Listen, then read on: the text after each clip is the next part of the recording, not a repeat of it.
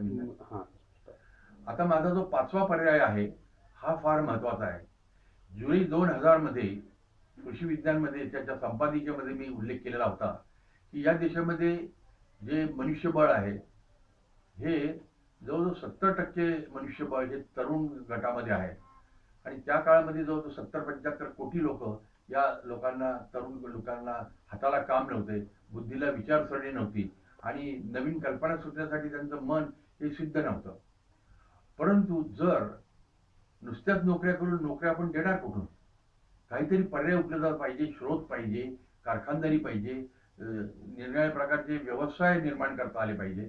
तर यासाठी मी पर्याय सांगितला होता की तालुका, जिल्हा, राज्य हायवे आणि राष्ट्रीय महामार्ग, या राष्ट्रीय महामार्गावर ज्या शेतकऱ्यांचा माल आणि शेतकऱ्यांची मुलं माल पिकवतील तर तिथे गावापासून 10 ते 20 किलोमीटर पर्यंत त्यांना सरकारने 20 ते 50 लाख गाळे हे बांधून द्यावेत किंवा ते असे असावेत की त्याची किंमत साधारण 1 लाखामध्ये त्यांना ते विकत द्यावेत. त्याच्यावर तुम्हाला काही अनुदान द्या, पण सबसिडी हे नाव नका देऊ. सबसिडी ही शिवी झालेली आहे आणि आळशी लोक आणि अतिश्रीमंत लोक या गरिबांच्या नावावर ही सबसिडी लाटतात आणि गरीब हा जास्त गरीब होत जातो आणि श्रीमंत जास्त श्रीमंत होतो.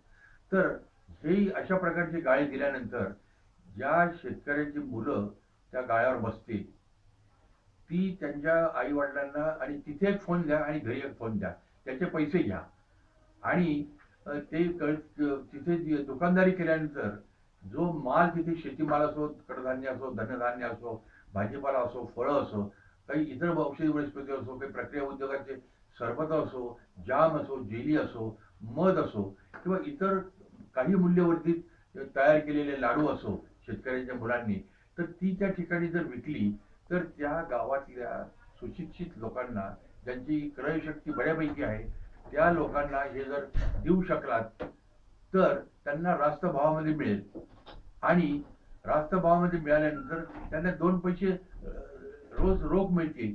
म्हणजे रोजचा 1000, 2000, 5000 रुपयाची विक्री झाली तर त्याच्यामध्ये त्यांना 10 ते 20% नफा म्हटला तर रोज त्या शेतकऱ्याच्या मुलाला साधारण 1000 ते 2000 रुपये प्रॉफिट राहील. तो प्रॉफिट त्याच्या शेतीमालाचे त्याला मार्केट मिळाल्यामुळे त्याचे मूल्यवर्धन ऑटोमॅटिक झाले. मधले दलालाचे पैसे वाचले, वाहतुकीचे पैसे वाचले. वाहतुकीला जी उलटी पट्टी लागून उणे 1 रुपया पट्टी येते किंवा 50 रुपये उणे होतात ते होणार नाही. आणि लागणारा माल शेतकऱ्यांची आणि उत्पन्न कोणता करायचा हे जे गिरायकाशी रोजचा संबंध त्या शेतकऱ्यांच्या मुलाचा आल्यामुळे त्यांना लागणारी पुढच्या महिन्यात किंवा पुढच्या आठवड्यात ज्या काही गोष्टी असतील त्या उत्पादित केल्या जातील आणि असं 3 ते 6 महिन्याचं कोष्टक त्यांच्याकडे राहील. आणि अशा रीतीने उत्पादन करणे सहज रीतीने कमी खर्चामध्ये, आणि त्या उत्पादन करणाऱ्या त्याच्या आई वडिलांना खर्चाकरता किंवा उत्पादन करण्याकरता ज्या निविष्ठांचा किंवा मशागतीचा खर्च आहे याकरता त्याच्याकडे रोज पैसे असल्यामुळे ते कामधनीसारखं ते जे उभं मार्केट आहे म्हणजे 20 ते 50 लाख गाळे याकरता साधारण 2000 साली जर हे त्या सरकारने जर मनावर घेतलं असतं तर आजपर्यंत साधारण 10 कोटी कुटुंब ही सबल झाली असती आणि या देशामध्ये समृद्धी आपोआप आली असती. आणि मला वाटतं की आम्ही इस्रायलला 1996 साली गेलो होतो. त्या ठिकाणी आम्ही किबुट्स या खाजगी आणि काही किबुट्स जे आहेत ते सरकारी आहेत. तर तिथे सर्व स्वयंभू गट तयार झालेले आहेत. पण त्याच्यापेक्षा हे जे मी सांगितलेलं जी संकल्पना आहे ही अतिशय पॉवरफुल आहे. अतिशय याच्यावर विचार करून मी ते कसं सिद्ध होईल हे सांगितलेलं आहे. आणि त्यामुळे सरकारने याच्यावर तातडीने निर्णय घेऊन याच्यामध्ये कुठल्याही प्रकारचा भ्रष्टाचार होणार नाही, कुठेही पैशाचा अपव्यय होणार नाही आणि शेतकऱ्यांना थेट आणि शेतकऱ्यांच्या मुलांना आणि ग्राहकांना कॉमन दृष्टीने दोघांचा एकमेकाला फायदा होईल आणि ही टू वे ट्रॅफिक होईल. आणि टू वे ट्रॅफिक झाली म्हणजे स्वच्छ अर्थाचं श्वसन आणि खर्चाचं उत्सापन म्हणजे इनलेशन आणि एक्झलेशन होईल. आणि त्यामुळे अर्थव्यवस्था, कृषी अर्थव्यवस्थेला, देशाच्या सबळ अर्थव्यवस्थेला नुसतीच बळकटी येणार नाही, पण हा पैसा वाहता राहील. जसं भाकर फिरवली नाही तर ती करपते, पान जर नाही फिरवलं तर ते सडते, आंबा जर फिरवला आहे तर तो सडतो, घोडा नाही फिरला तर तो अडतो. म्हणून आपल्या विचारशक्तीला, आपल्या कल्पनाशक्तीला, आपल्या कौशल्याला, आपल्या अर्थाच्या स्रोतांना आपण वाट करून दिली पाहिजे. पाणी जर साचलेलं असेल तर तिथे गरिबीचे, दारिद्र्याचे डास दलदल करतील आणि ते पाणी म्हणजे ते अर्थ, त्या अर्थाचा अनर्थ होईल.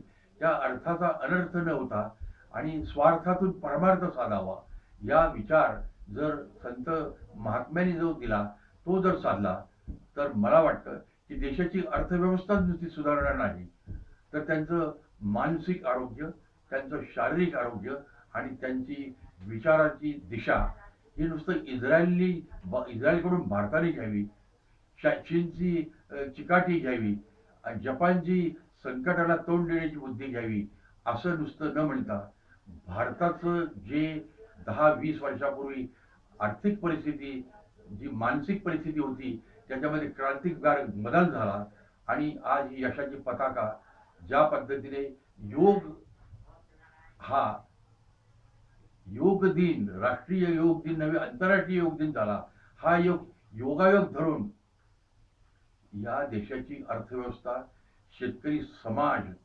स्वतःला सावरून नव्हे तर स्वतः उभारून, त्याचा पाया घालून तो साऱ्या देशाची अर्थव्यवस्था कशा रीतीने सुधारून जगाला मार्गदर्शक ठरतो, हा या योगाचा धडा नसून किंवा आंतरराष्ट्रीय योग दिन नसून आंतरराष्ट्रीय शेतकरी दिन म्हणून हा एक योगायोग ठरेल.